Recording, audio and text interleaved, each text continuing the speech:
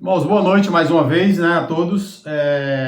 O texto que nós vamos ler nessa noite se encontra no livro de Atos dos Apóstolos, no capítulo 19, a partir do verso 23. Atos dos Apóstolos, 19, a partir do verso 23. Amém? A palavra do Senhor nos diz assim, prestem bastante atenção na leitura, para quando a gente entrar na pregação, os irmãos estarem situados aí no que nós vamos entender nessa noite. A minha Bíblia tem como título O Tumulto em Éfeso. Diz assim o 23. Por esse tempo, o 23. Diz assim, por esse tempo houve uma grande confusão acerca do caminho. Certo ourives, por nome Demétrio, que fazia de prata miniaturas do templo de Diana, da deusa Diana, dava muito lucro aos seus artífices. Ele os ajuntou, bem como os oficiais desta obra, ou de obra semelhante, e disse: Senhores, vós bem sabeis que desta indústria vem a nossa prosperidade. E bem vedes e ouvis que não é só em Éfeso, mas até quase em toda a Ásia, este Paulo tem convencido e afastado uma grande multidão, dizendo que não são deuses os que fazem com mãos humanas. 27. Não somente há o perigo de que a nossa profissão caia em descrédito, mas também que o próprio templo da grande deusa Diana seja reduzido a nada, vindo a ser destruído a sua majestade daquela que a Ásia inteira e o mundo adora. Ouvindo isso, encheram-se de ira e gritaram: Grande é a Diana dos Efésios. Logo, toda a cidade se encheu de confusão. O povo arrastou Gaio e Aristarco, macedônios, companheiros de Paulo, e as pessoas correram para o teatro. Paulo queria apresentar-se ao povo, mas os discípulos não o permitiram. Também algumas das autoridades da Ásia, amigos de Paulo, mandaram pedir-lhe que não se apresentasse no teatro. 32.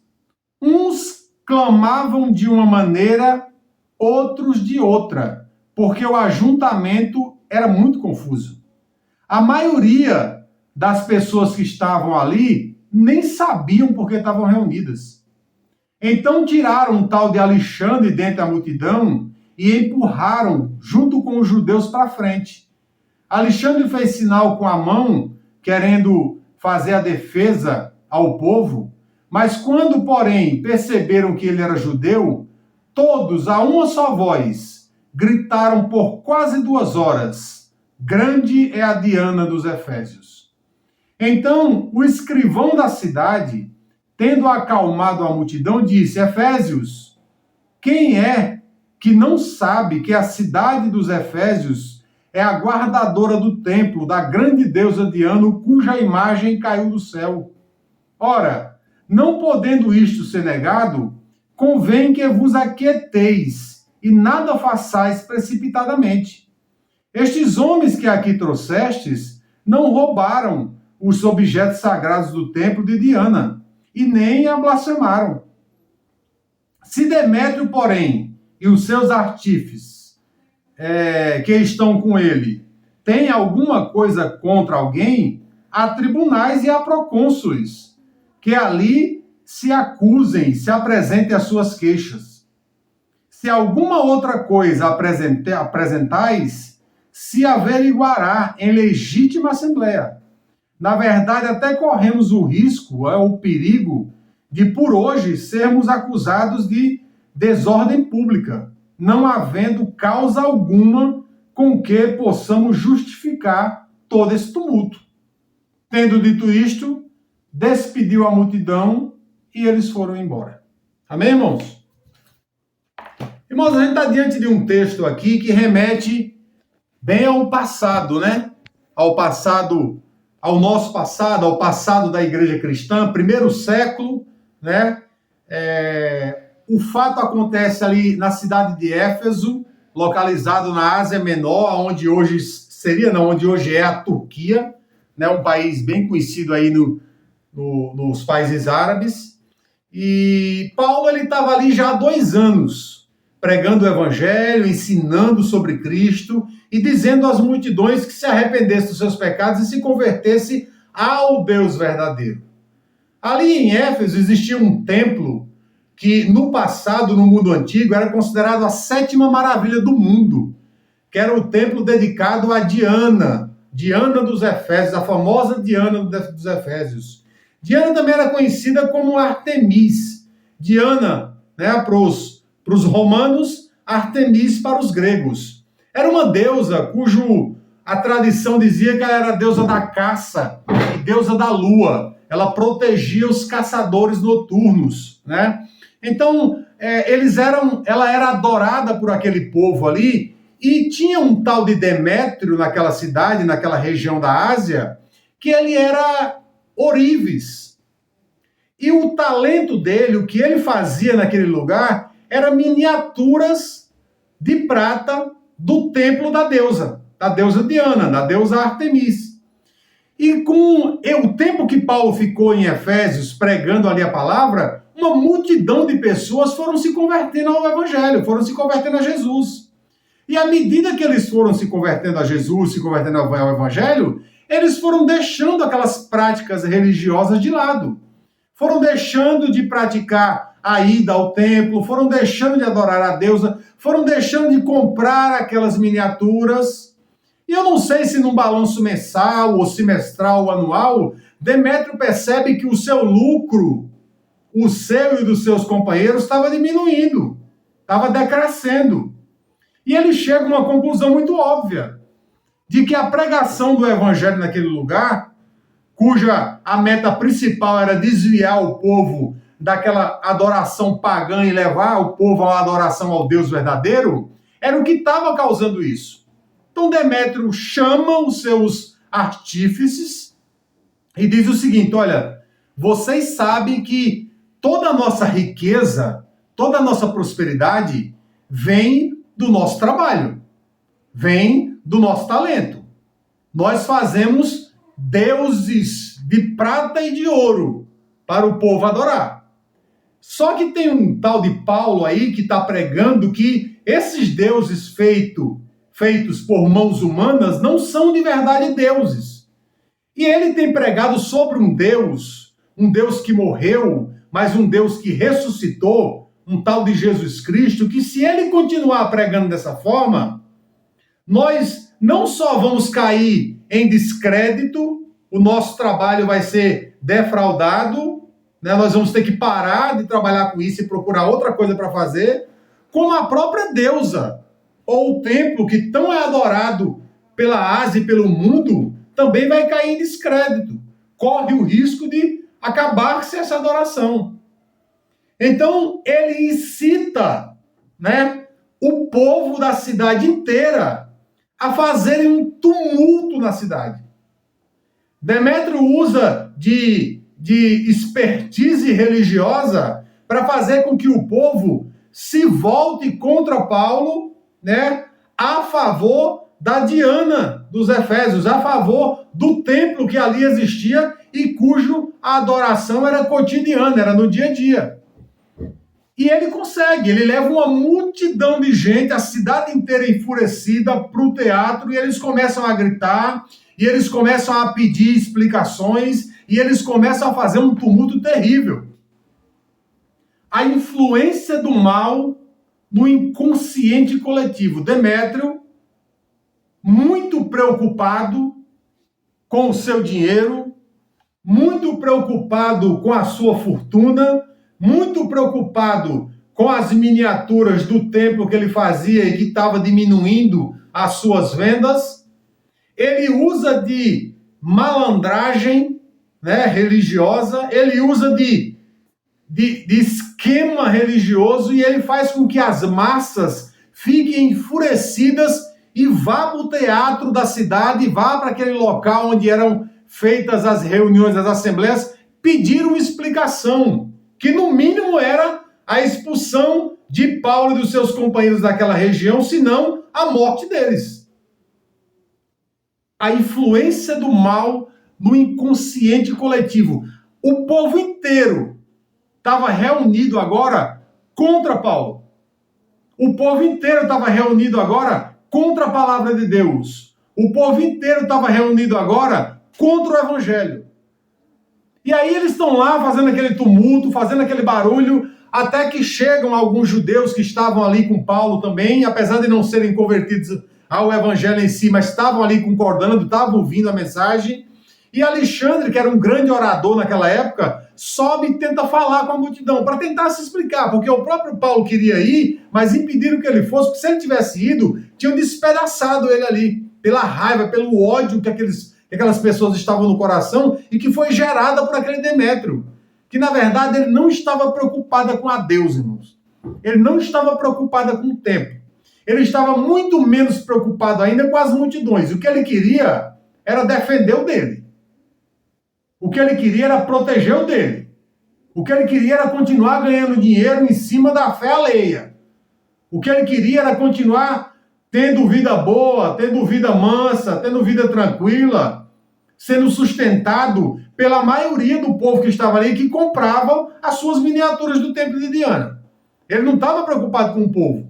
Se ele tivesse, ele não tinha exposto o povo daquela forma. Se ele tivesse preocupado com as pessoas, ele não ia expor as pessoas daquela maneira. Então eles estão lá, Alexandre vai à frente e tenta falar, mas quando eles percebem que Alexandre é judeu, e que o judeu também só cria num Deus, no Deus verdadeiro, eles começam a gritar e ficam quase 2 horas gritando: grande é a Diana dos Efésios, grande é a Diana dos Efésios. Até que chamam uma autoridade, irmão, agora dessa vez não mais religiosa, mas uma autoridade política, para ir lá tentar acalmar a situação. Porque se a coisa continua da forma como estavam, e nessa época toda a Ásia era regida também pelo Império Romano, se as coisas continuam da forma como estava, eles estavam prestes a serem acusados de tumulto público, né, de uma perturbação pública, e caberia ali até a pena capital para alguns, que era a morte.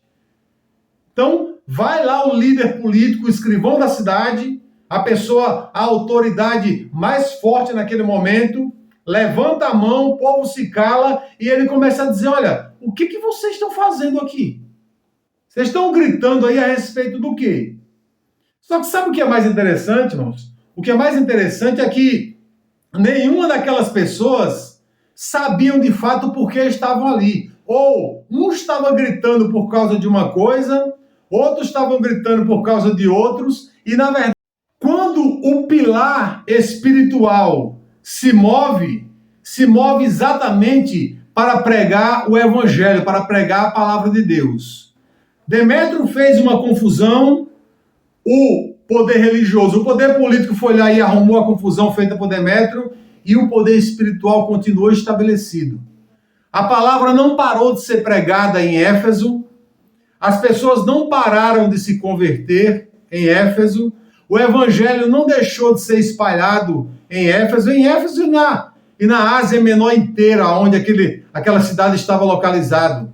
Deus continuou ganhando terreno, os apóstolos continuaram ganhando almas, e nós hoje chegamos aonde chegamos, porque homens como Paulo, homens como Aristarco, homens como Alexandre, arregaçaram as mãos, enfrentaram tanto o poder religioso quanto o poder político e pregaram o evangelho genuíno de Jesus e conquistaram multidões, e ainda estamos conquistando multidões para o reino dos céus.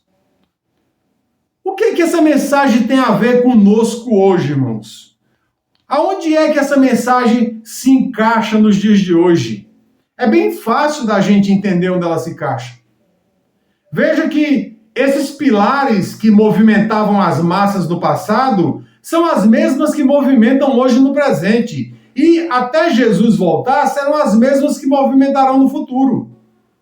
Aqui e ali elas estão separadas, aqui e ali elas se juntam, mas com o mesmo propósito, de influenciar as multidões a fazer o que elas querem que sejam feitas.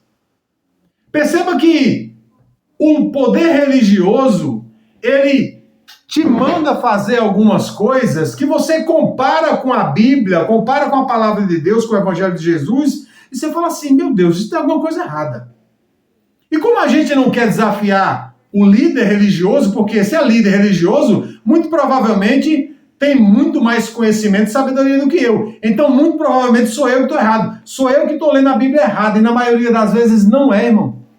Na maioria das vezes você está lendo a Bíblia certo. Na maioria das vezes você está lendo a Bíblia correto. É que a maioria das influências do sistema religioso vem exatamente para te convencer o contrário. O que Demétrio queria era proteger a si próprio e aos seus. A base da pirâmide tem que sustentar o resto do edifício. Se alguém mexer com a base, o resto do edifício cai. E nós somos a base da pirâmide. Nós não fazemos parte da cúpula do edifício. Nós, o povo pobre, o povo humilde, o povo necessitado, o povo que pega todo dia ônibus para trabalhar, que transporte público, que vai, trabalha 6, 8, 12 horas por dia. Nós somos a base da sociedade. É por isso que o poder, o pilar religioso se interessa tanto por a gente. É por isso que o poder, o pilar político se interessa tanto por a gente. Mas a gente precisa se segurar num pilar que não se quebra e não se move, que é um pilar espiritual. Se você frequenta algum lugar, faça a sua parte lá naquele lugar. Se você frequenta um lugar de culto, um lugar de adoração, faça a sua parte. Se você tem um partido político, o qual você escolheu, que você segue, que você acompanha, que você vota, faça a sua parte. É lícito. A lei permite, a lei inclusive te dá o direito.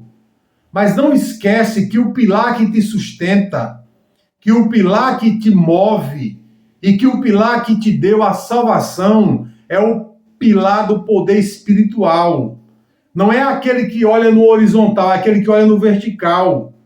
É Jesus Cristo, é Jesus de Nazaré. Nós não podemos, irmãos, de maneira alguma, ser influenciados nem pela religião e nem pela política. Nós precisamos fazer tudo de acordo com a vontade de Deus. Então nós precisamos ser influenciados pelo Evangelho. Se por acaso Paulo comparece naquela reunião, muito provavelmente ele tinha morrido antes do tempo. Tinham matado Paulo antes do tempo. Ainda bem que ele não compareceu lá. Mas se Paulo tivesse comparecido e tivesse morrido ali naquela reunião, outra pessoa ia se levantar e o evangelho ia ser pregado. A mesma coisa vai acontecer hoje. Nós vamos pregar aqui, irmão, até o dia que a gente não conseguir mais ter vida. Seja por uma morte tranquila, morrida em paz, seja por uma perseguição, seja por que motivo for. Mas no dia que eu e você não estiver mais aqui, vai ter outro para pregar em nosso lugar. Porque assim aconteceu e acontece há 2000 anos. O importante é que as pessoas tenham um conhecimento do Evangelho. Tenham um conhecimento da palavra de Deus. Eu falava isso agora há pouco tempo com o irmão Nomar. A gente estava aqui numa conversa há pouco tempo antes de entrar na live. Eu nunca na minha vida disse que era para fechar nem igreja A nem igreja B. Eu nunca disse na minha vida que ninguém deixasse de ajudar o lugar onde congrega, onde é abençoado. Eu nunca disse isso. O que eu digo às pessoas é para não deixar se escravizar. O que eu digo às pessoas é para não deixar que ninguém o torne presa sua, porque você é de Cristo. Você é de Jesus.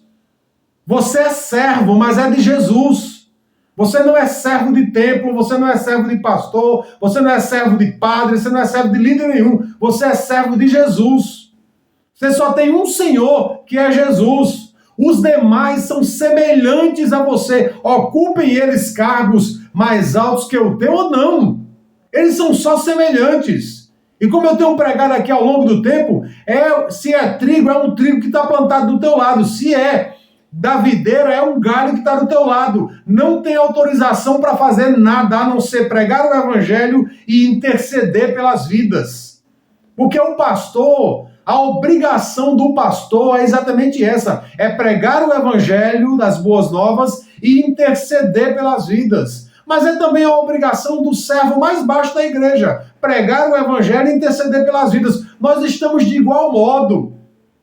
Se alguns têm mais sabedoria, se outros têm o dom da palavra, se outros são cantores, se outros são mestres, têm o dom do conhecimento, vamos ouvir aquilo que tiver de acordo com a palavra, que for genuíno. O que não for, dispensa, despreza. Fica só o que é da palavra, fica só o que é do evangelho.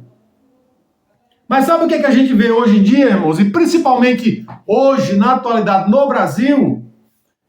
As massas sendo influenciadas pelo poder religioso e pelo poder político. O poder religioso divide, coloca um contra o outro e fica crente brigando contra crente. Não, minha igreja é mais santa porque faz isso. Não, minha igreja é mais santa porque faz aquilo. Não, minha igreja é mais santa porque batiza pelo mergulho. Não, a minha é mais santa porque batiza em água corrente. Não, a minha... É assim que está o poder religioso hoje em dia.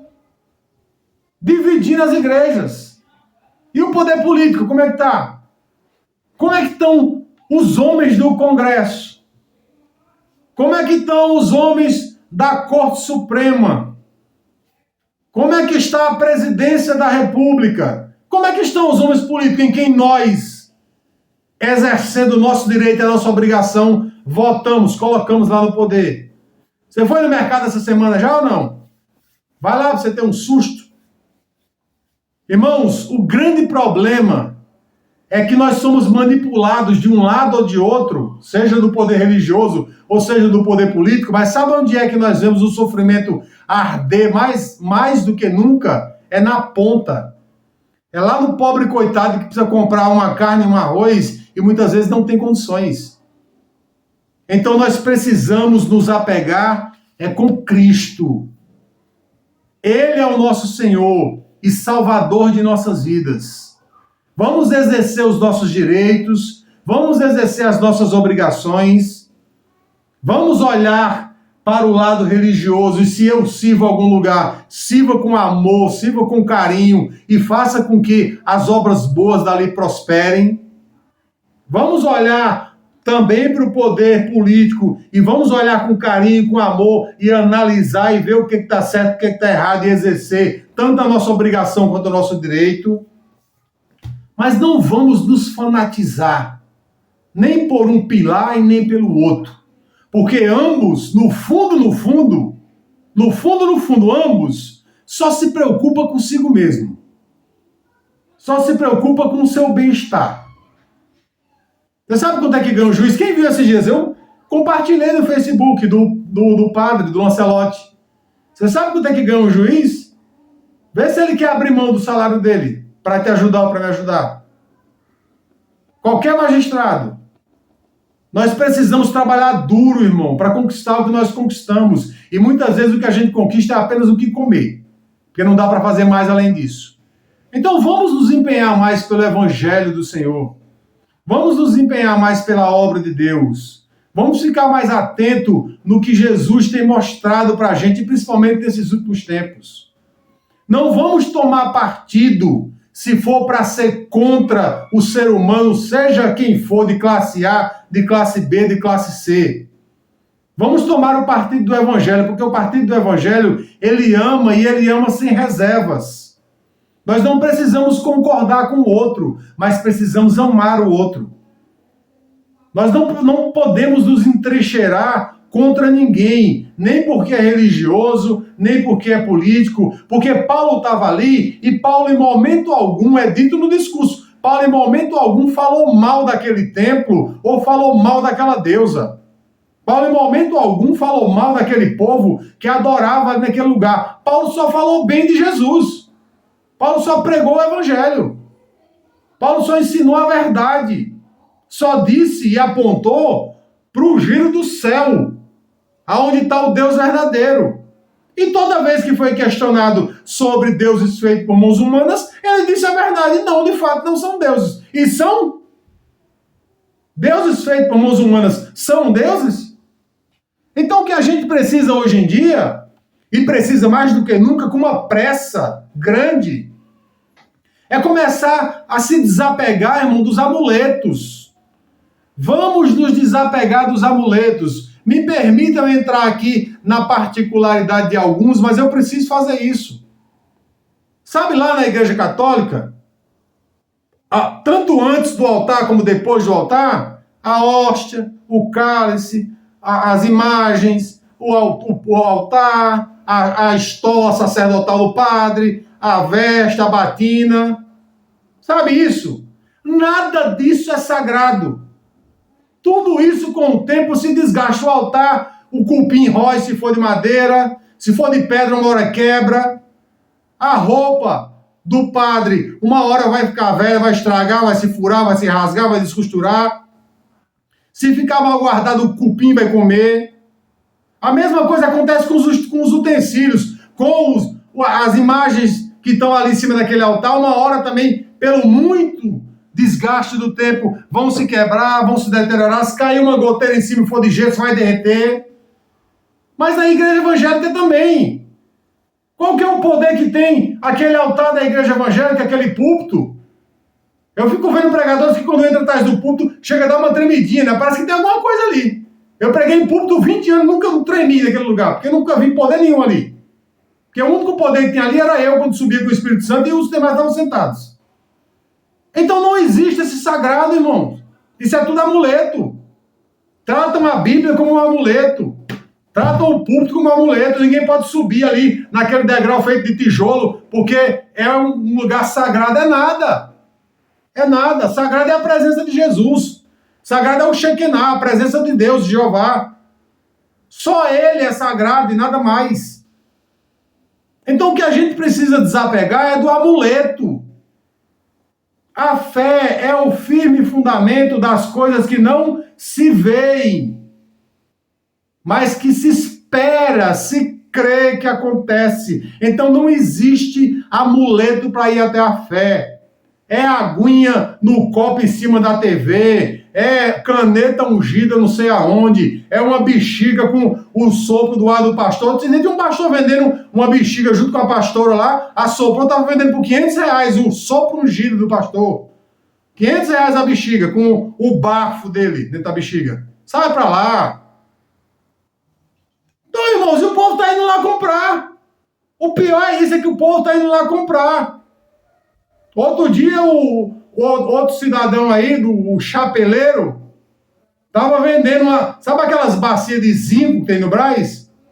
Foi lá no Brás, comprou uma bacia de zinco daquela, encheu daquelas canetas que mais estoura do que risca, e colocou lá umas 1000 canetas em cima do altar e falou que se você adquirir uma caneta daquela, você não precisa nem estudar.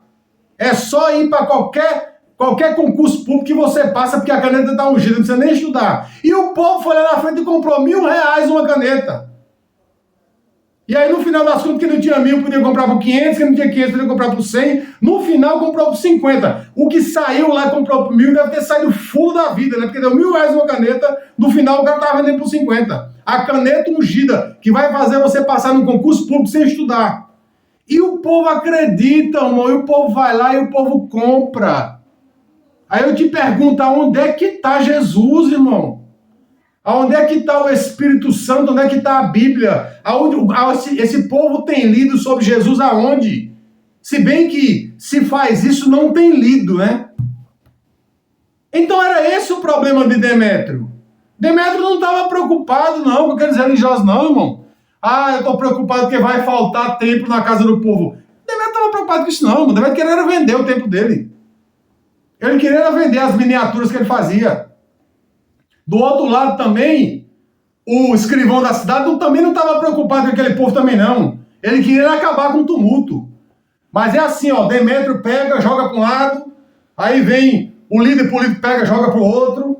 Aí quando ninguém quer mais, quando jogou para um lado, jogou para o outro, fez gato sapato, que ninguém quer mais, sabe qual é o colo que vai cair? É no colo de papai, é no colo de Jesus. Aí tá lá o crente pronto para recebê-lo, para dar carinho, para dar amor, para ser verdadeiro com ele. Esse povo tá tão sofrido, irmão. Esse povo tá tão sofrido. Ó.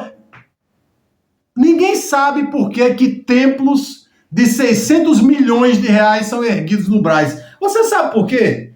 Que a confusão no Brás é tão grande de tempo? Quem conhece São Paulo sabe o que eu estou dizendo. Quem não conhece, eu vou dizer agora. Os maiores templos, os templos que representam as maiores religiões do Brasil, estão erguidos lá no Brás.